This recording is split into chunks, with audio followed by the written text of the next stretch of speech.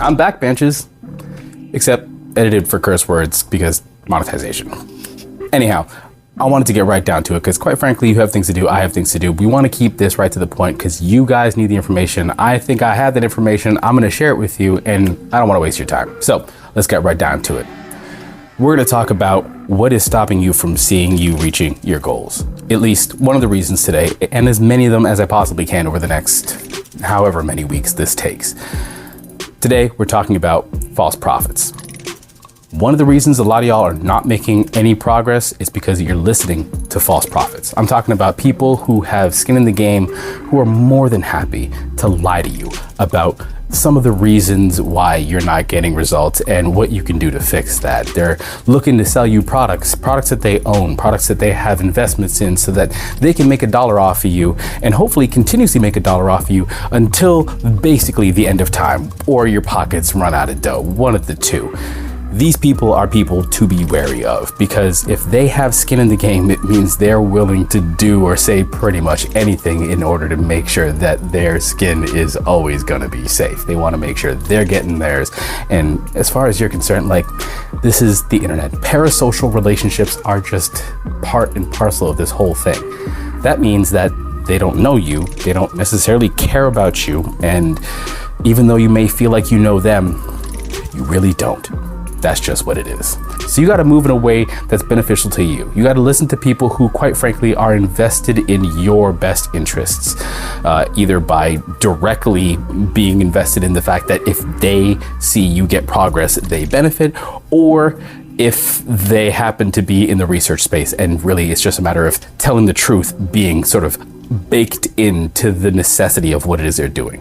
This is one of the reasons why I only follow people who are in the research field for the most part. When it comes to who I listen to for how I structure my programs, it's all people like Dr. Layne Norton, Phil Campbell, Brad Schoenfeld, Mike Israetel. We are talking about elite upper level people who know way more about this whole thing than I could ever possibly know because they are on the ground researching these things, learning about these things in a way that allows them to separate the absolute bullshit from the reality of the situation.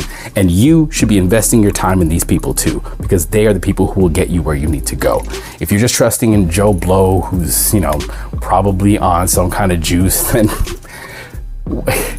the chances of you seeing the same results are basically non-existent. What works for them works for them. There's no guarantee it'll work for you. So that'll do it for today.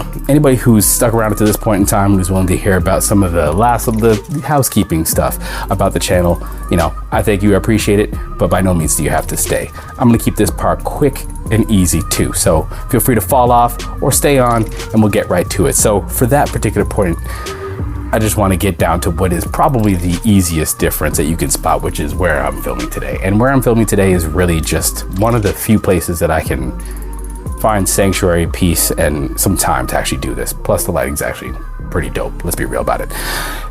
And you'll probably also notice that my tone is probably different than it was before. That's because I had a realization. I was watching a lot of YouTube and just a lot of the people sounded like they were putting on an act. They were being somebody for the camera. And before I left, I thought that's what I had to do too. I thought that was just how the YouTube game was played. You put on a persona, something gregarious, loud, in your face, something that was gonna be very attention-seeking, attention-attracting, and then that would get you the views. That would get you noticed. I feel like Sam Sulek kind of showed that you could be calm, collected, chilled out, laid back yourself, and find your audience eventually. And quite frankly, at this point in time, I'm really just about finding the people who vibe with me. And if you don't vibe with me, that's fine too. I don't care. So this is what it is from now on. This is the vibe. Chill, honest, grounded, to the point. I'm going to treat it a lot like a set. When we're done, we rack the barbell, we move on. So in the spirit of that, we done. Rack it.